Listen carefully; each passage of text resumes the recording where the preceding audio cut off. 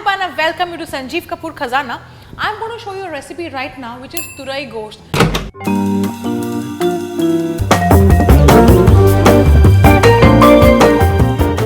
And it is a recipe which belongs to Hyderabad, very traditional recipe, and people there are very particular about the way they make their mutton. I hope I am able to do justice to this recipe. So this is turai gosht specially for you. Do try this and let me know how you like it. So to make turai gosht, what do we need? Gosht obviously, but other than that, again very simple ingredients. Turai is one vegetable which is very popular up north, and people in Punjab prefer having turai ki sabzi probably once a week, that frequent, and it is very simple and it's a vegetable which is very mild in flavor. But if you pile it up with some potatoes and green peas, turai ki sabzi comes out to be amazing. And what better can it be if you add some mutton to it? So we are going to make mutton and turai together and make turai gosht, which is this traditional recipe from Hyderabad. So to make turai gosht, we need mutton, turai, onion, tomatoes, mint, ginger garlic paste, green chilies, garam masala powder, ginger slices, salt, turmeric powder, red chili powder, black peppercorns, cloves, black cardamom and oil. Now that you've had a look at the ingredients, let's start making the mutton. In a pressure cooker, I'll take some oil. So in this, let's start by adding in some whole spices. This is cumin seeds, black peppercorns, a little bit, black cardamom and some cloves. Whenever you add whole spices to oil, make sure you wait for a while for the entire spices to swell up in the oil. There would be times when they will crack open, fine, because that is when it will give out its actual flavor. So I have added all the spices here and I can see them crackling. Before they come on to me, I am going to add in onions to this.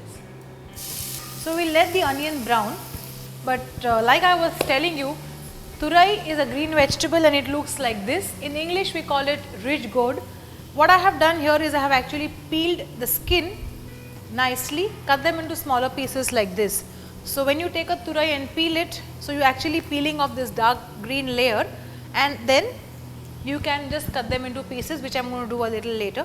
But this is how a turai looks, and not just in mutton, but this tastes really nice when you make a lovely tari wali sabzi with potato and this turai. On any given day you can have it nice with hot chapatis. So that's about turai. Coming back to the onion, since the onions were nice and fine, they have started to brown.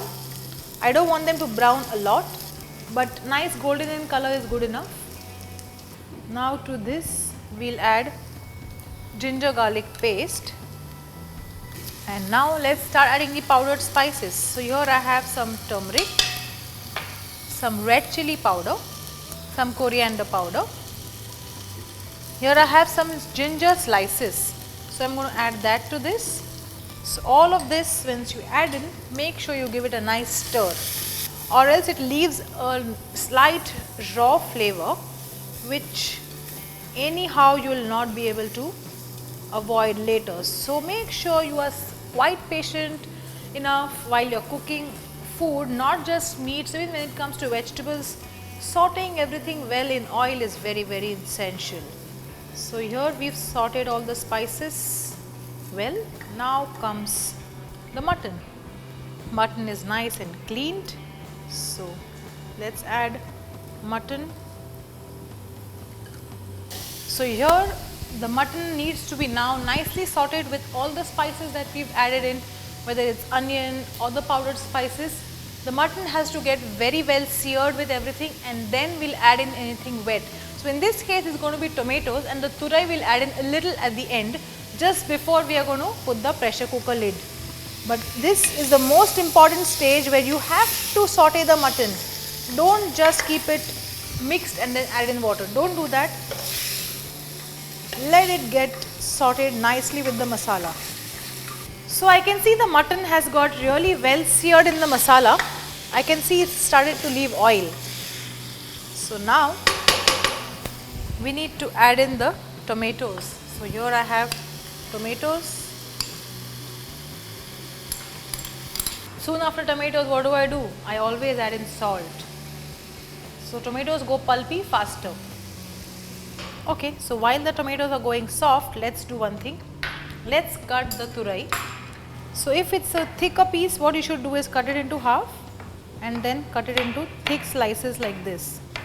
Because turai is a vegetable which on cooking goes really small, as in it shrinks, so cut it into bigger pieces. So that's a lot of turai, but if you put it along with the mutton, once it is done, once it goes soft, it will be like this much.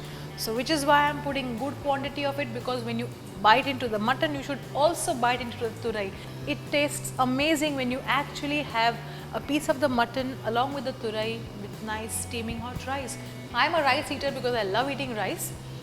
In case if you prefer having it with chapati or paratha, I leave that to you. You should do it that way also. So here if you see, so this entire thing is so well cooked. The tomatoes have gone soft, it has left its water. So now nothing much is to be done. We just have to place the lid and let this thing cook till the mutton goes tender. But before you do anything else, I would prefer that you check the salt. I think we need to add a little more of salt and some garam masala. Here goes in all of the turai. Let's add in a little bit of water, just a little bit.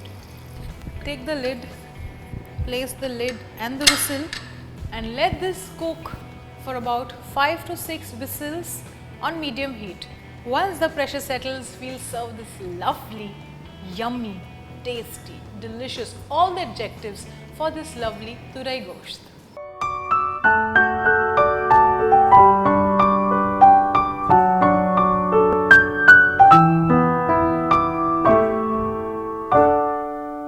I am sure you all love our recipes, so to stay connected, please don't forget to subscribe to our channel Sanjeev Kapoor Khazana.